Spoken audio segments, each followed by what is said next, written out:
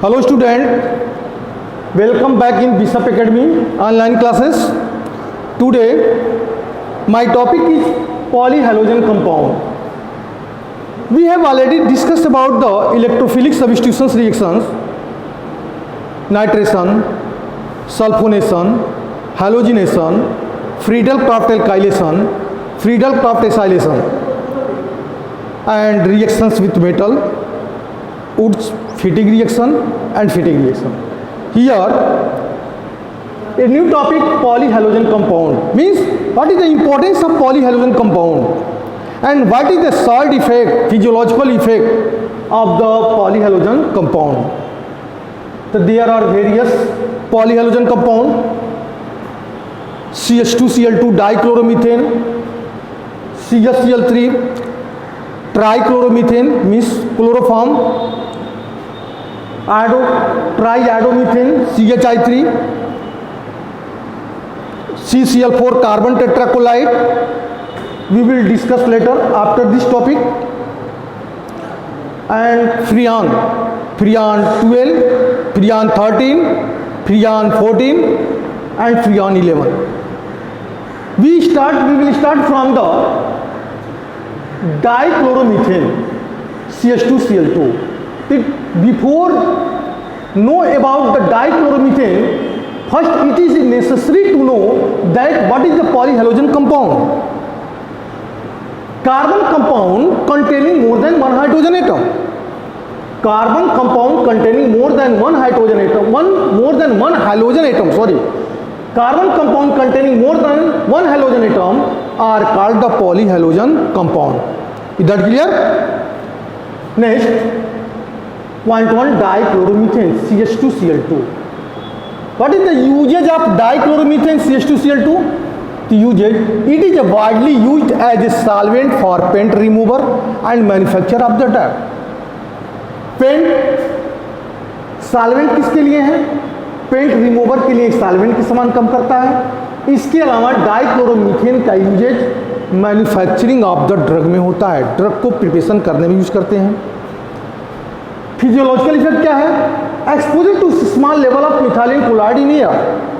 अगर एयर में इसकी प्रेजेंटेशन स्मॉल होती है तो slightly impaired hearing and vision problem, hearing problem and vision problem दोनों स्टार्ट करता है। कब? जब इसका लेवल स्मॉल में होता है। लेकिन if the level increases in air means high level of methylene chloride in air causes tingling numbness in finger. Finger में क्या होता है? टिंगलिंग नंबरनेस, सनसनाहट होनी शुरू होती है। Direct contact with I can burn cornea. अगर आई के संपर्क में डायरेक्ट आया तो कॉर्निया का जलना श्योर है। ये इसका फिजियोलॉजिकल इफेक्ट है। सेकेंड पॉलीहाइलोजन कंपाउंड क्या है कि ट्राइक्लोरोमीथेन, जिसको हम क्लोरोफॉर्म बोलते हैं। बनाते कैसे हैं? बनाने के लिए आप क्लास 10th का हाइड्रोकार्बन कंपाउंड पढ़ेंगे तो उसमें ऑलरेडी हमने आपको बताया हुआ कि क्लोरोफॉर्म कैसे बनाते हैं। यह न्यूक्लियोफिलिक सब्स्टिट्यूशन रिएक्शन है। सब्स्टिट्यूशन रिएक्शन कैसे? CH4 पे Cl2 का रिएक्शन दिखाओ तो बनाएंगे क्या? CH2Cl2 plus HCl, CH2Cl2 plus Cl2 का रिएक्शन दिखाएंगे तो बनाएगा CHCl3 प्लस HCl। इस टाइप से क्लोरोफॉर्म बन सकता है। Chloroform is slowly oxidize by airs in presence of light.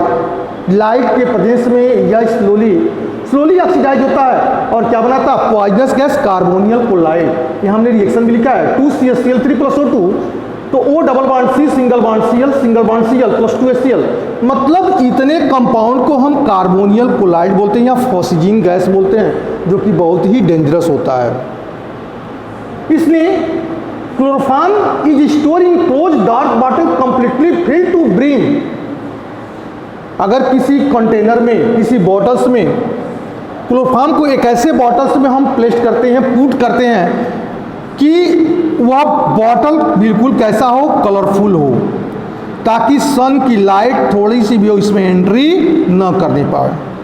और इसके साथ साथ पूरे ब्रीम्स ऑफ बॉटल्स, पूरे बॉटल तक भरे रहते हैं, क्योंकि अगर थोड़ी सी भी एयर की अमाउंट इसमें एंटर किया तो रिएक्शन हमारा यह होगा और रिएक्शन जब हमारा ये होगा तो प्रोडक्ट हमारा कार्बोनियल क्लोराइड बनाएगा, और कार्बोनियल क्लोराइड बनाएगा तो इसका मतलब वो पॉइजनस गैस है। अब क्या है कि अगर थोड़ी बहुत स्पेस बची भी रहती है इस बॉटल में, तो every empty space is fulfil with the air and that air contain with the oxygen.